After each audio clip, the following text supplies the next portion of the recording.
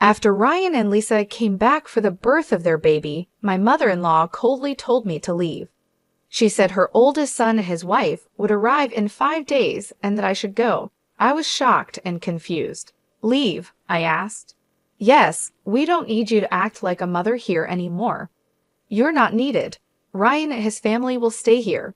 Please leave by tomorrow," she said. I always felt like I wasn't really part of the family since I married. Being treated as less than a wife, I never thought they would ask me to leave. She called me a failure for not being able to have children and told me I should be thankful for what I had.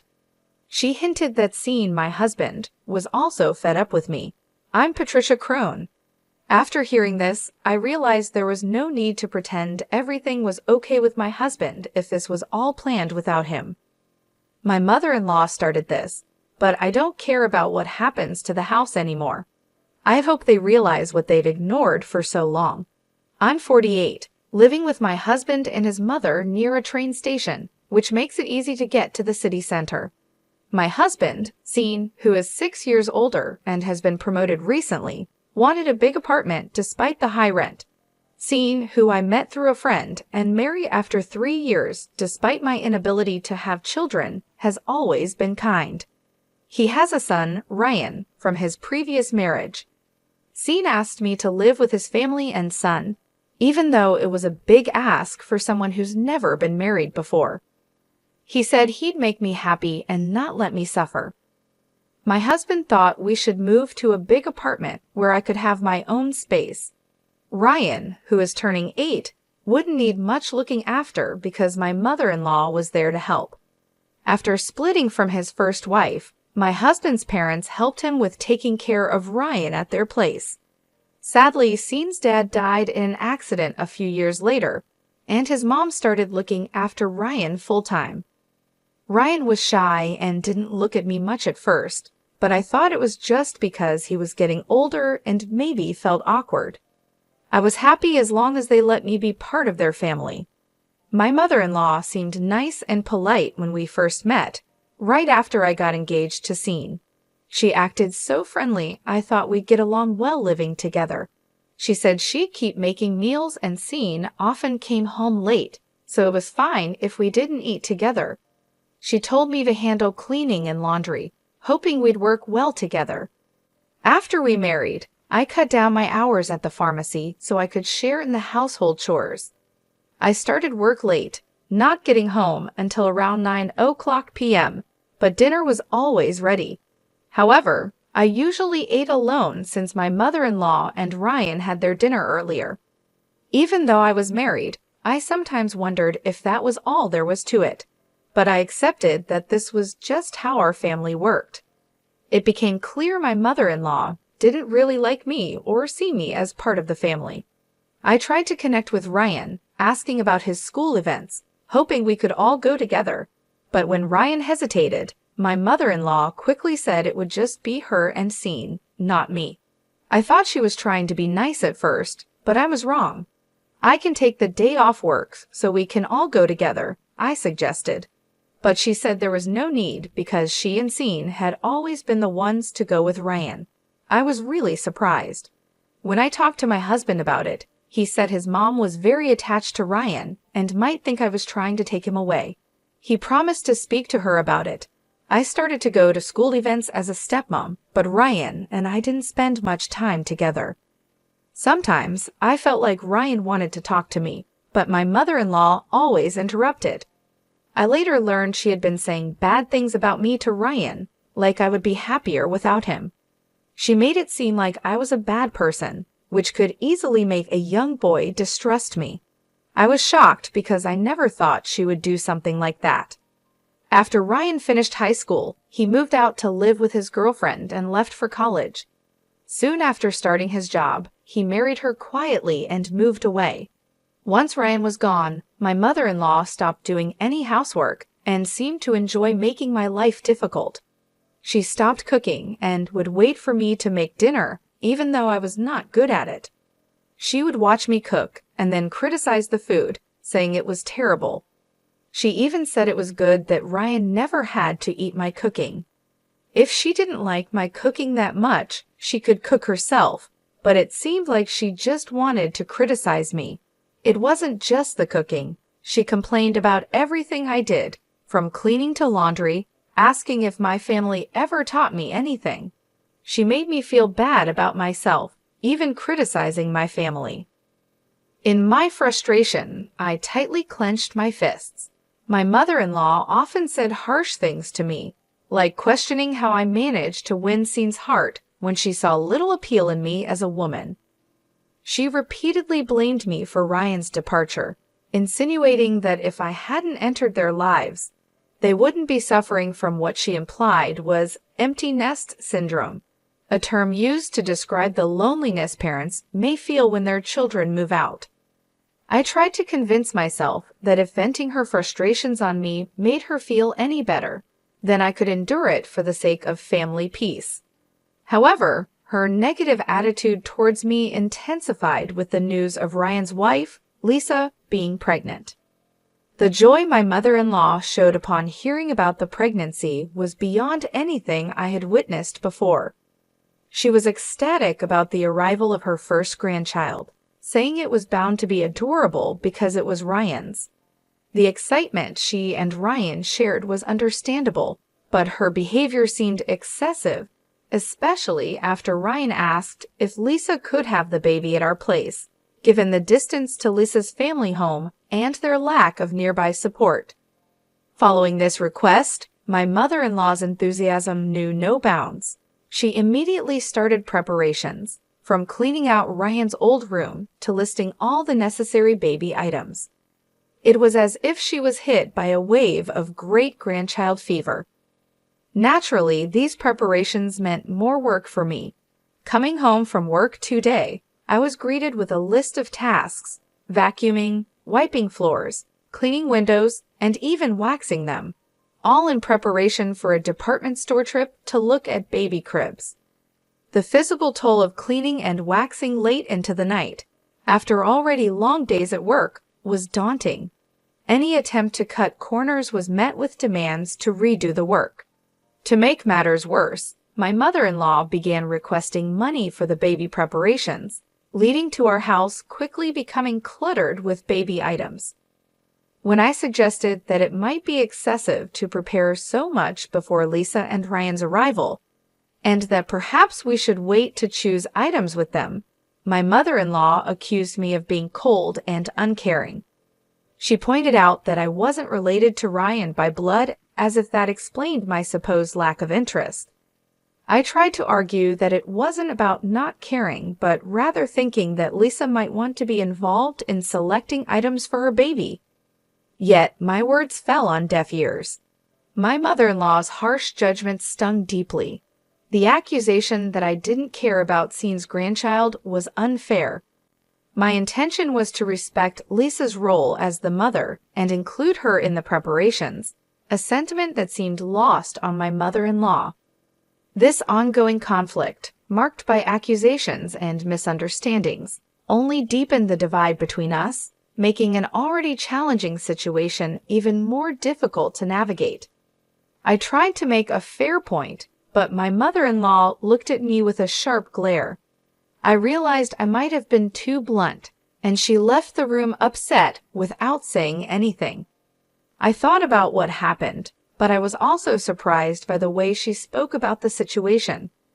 The next day, she stayed in her room, probably still mad. Scene was leaving for a business trip and just shouted his goodbye through her door, telling me not to dampen her excitement about the grandchild since she's been different after Ryan moved out. He reminded me of our financial worries, but when I mentioned we should save money for when Ryan and Lisa arrive, Scene misunderstood, thinking I was criticizing his income. He left upset, and it reminded me how discussions about money always seem to end badly. Managing our finances, I've always planned for our future. Scene has given me a comfortable life, and he said my part-time job was just for my personal spending. I've saved everything extra, considering it's shared, even though it's in my name. But Scene's salary has decreased over the past 6 years, and with his company struggling, he's not thinking of changing jobs to maintain appearances. Now, I pay the rent while he covers our daily expenses, a fact we hide from my mother-in-law to protect Scene's pride. I came home early one day to apologize to my mother-in-law. She was waiting for me and didn't respond to my apology. Instead, she shocked me with news that Ryan and Lisa were coming back for their baby's birth, and I had to leave in 5 days. Confused and stunned, I didn't know what to say. "I must leave," she confirmed firmly. "Yes, we no longer require another motherly presence. Your role has been redundant for some time. Ryan and his family will be residing here. Ensure that you have vacated by tomorrow." Her words struck me like a thunderbolt, making it painfully clear that I had never been truly welcomed as a member of the family from the moment I married into it. Always viewed as an outsider, the announcement of Ryan's return for the birth of his child underscored this fact unequivocally. "You barren failure?" my mother-in-law persisted. "You were afforded the opportunity to partake in child-rearing. Be appreciative of that. We have no further responsibility towards you. It appears Scene 2 has grown weary of you. Perhaps he's already finding solace with a new companion." Shocked by her insinuations, I swallowed hard. The possibility that my relationship with Scene could be unraveling filled me with dread. Was this a meticulously laid trap I had naively walked into, assuming my husband's fidelity was unshakable? It dawned on me that, up until the previous year, Scene had never been away on overnight business engagements. Resolute, I declared, "I'll leave tonight," as I grabbed my bag and exited the house, embarking on an aimless stroll to soothe my tumultuous emotions. Despite the sting of my mother-in-law's words, I yearned to hear Scene's voice, to confirm his whereabouts directly from him. Yet my attempts to reach him by phone were fruitless. He did not respond to my calls. In a bid for clarity, I contacted his office, only to discover he had requested a few days off. The reality of my mother-in-law's allegations began to weigh heavily on me. Could Scene truly be spending his time away with another woman? As despair enveloped me, tears cascaded down my cheeks. I meandered through the streets, barely aware of my surroundings until a familiar sight halted my aimless wandering the tavern located behind the station, a haunt Scene and I frequented in the early days of our life here. "It's still here," I mused, stepping into the familiar warmth of the tavern. The owner's initial surprise at seeing me quickly turned into recognition. "Hey, long time no see. It's been about 6 years," I remarked, trying to bridge the chasm of time since our last visit. "Yes, it's been quite a while. I remember you," he responded, his acknowledgement bringing a small smile to my face amid the swirling chaos of my thoughts. Seeking a slice of normalcy, I requested, "Could I have a beer and a mixed plate of grilled chicken, please?" The tavern owner, a man of few words, nodded in agreement. In that moment, amidst the turmoil of my personal life, the simple act of ordering a meal I once enjoyed with Scene offered a fleeting respite, a brief escape from the harsh reality waiting for me outside the tavern's comforting confines. As I sat in the dimly lit tavern, the cold beer and the aroma of grilled chicken offered a brief respite from the turmoil that had engulfed my life. Glancing at my phone, the screensaver, a photo of us smiling during Ryan's 16th birthday celebration, reminded me of better times. Dressed sharply in the suit we had chosen together, we looked like a close-knit family. I longed for those days, the simplicity of our relationships before the chasms had widened. The beer seemed to carry away the day's tension, prompting a contemplation of the immediate future. Should I leave tomorrow as demanded? With a sense of purpose, I began searching for moving companies online, identifying one that could undertake the task the next day. My thoughts drifted to practicalities, leading me to also look up companies that bought unwanted items, bookmarking 2 possibilities. A simple action, changing the screensaver on my phone, seemed to momentarily clear the fog in my mind. The food and drink tasted especially good, a comfort in the midst of chaos. I decided to table further decisions until after I'd left the tavern's comforting cocoon. Upon leaving, a surprise awaited me. A young waitress from the tavern, breathless from catching up, called out to me. Recognizing me from the screensaver image on my phone, she hesitated before dropping a revelation that shattered any remnants of denial I harbored. My husband was involved in an affair with two of their employees. We exchanged contact details, her promise to keep me informed offering a cold comfort. The seeds of doubt planted by my mother-in-law's insinuations had sprouted into a stark reality. Rather than succumb to sadness, a fierce determination took root within me. It was time to face this betrayal head-on. Deciding to act swiftly, I arranged for a moving company to facilitate my departure. If this betrayal involved my mother-in-law and Ryan as well, then my ties to my husband were irreparably severed. Returning home, I spent the night packing, a physical manifestation of the emotional distance that had grown between us. The moving company was punctual, a small mercy in the whirlwind of change. As they removed my belongings, every item carried a piece of my presence, a presence now being systematically erased. My mother-in-law's panic at the unfolding scene was palpable, yet my resolve was unshakable. I'm taking everything I've bought. Tomorrow, you can start anew, I declared, my voice steady, a hint of mirth suppressed at her evident dismay. Her protests fell on deaf ears as I directed the movers to continue. She complained loudly, but her words were powerless to alter the course of events. The house was stripped bare of my influence, leaving only the baby items and her ancient dresser as silent witnesses to the end of an era. Well then, I bid you farewell, I said, my parting words marking the closure of this chapter of my life. There should be no trace of me left, so enjoy your life with Sean, Ryan, and his family. Leaving her in stunned silence, I placed the keys on the table and exited, the finality of the gesture not lost on me. The movers stored my belongings temporarily, offering a brief pause in the rush of change. I decided to stay with a colleague, a single beacon of stability in the turmoil. That night, as I lay in a borrowed bed, a sense of completion washed over me. For the first time in a long while, I slept soundly, my dreams free from the shadows that had loomed so large. A week later, the distance from those tumultuous events afforded me a clearer perspective.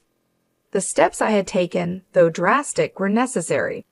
In that decisive act of leaving, I had reclaimed a part of myself, stepping into an uncertain yet hopeful future. After a while, I finally got a call from my husband. I was already wondering if he was involved in something with another woman. During this time, the young waitress from the tavern reached out to me with a message. She had taken a photo of my husband talking to another woman, not exactly young, at the tavern. It seemed like she wanted to do the right thing by sending me this after following them when they left the tavern. She also sent a photo of them going into a hotel. Seeing this, I felt any love I still had for my husband disappear. I got the woman's name from the waitress and found out where she lived. Armed with all this evidence, my husband called me. "Patricia, where are you?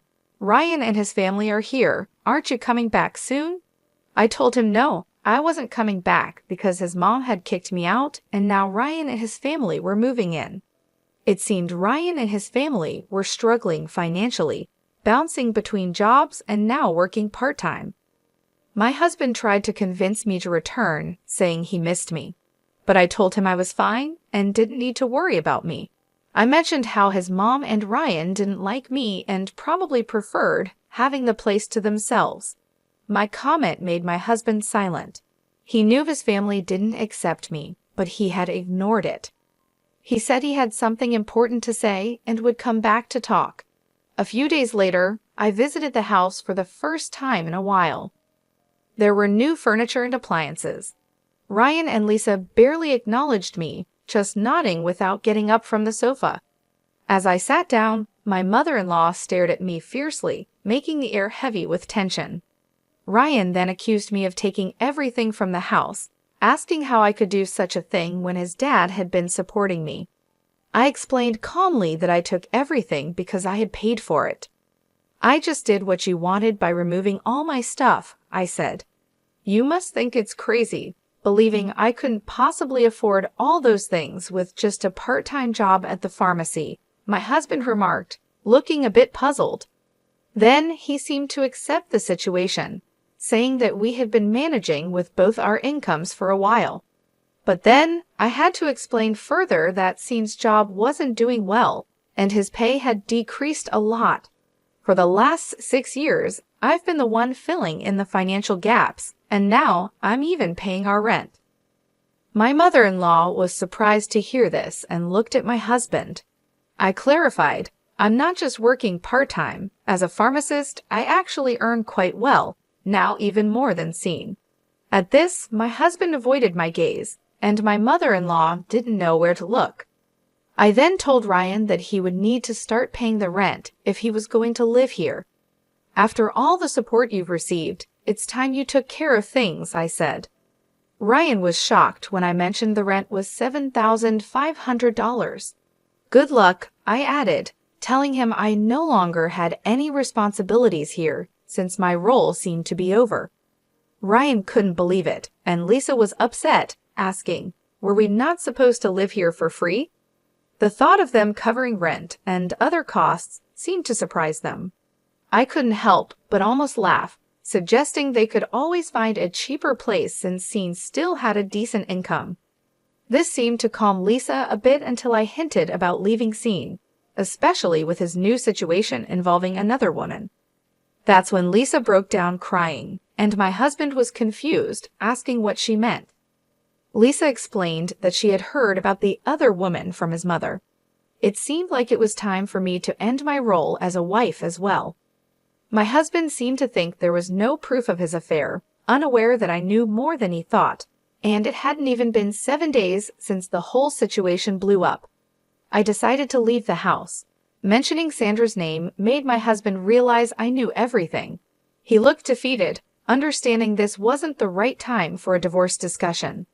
"I'll be leaving now. If you want to talk, use a lawyer," I said. My husband, Scene, and Ryan didn't say anything as I got up to leave.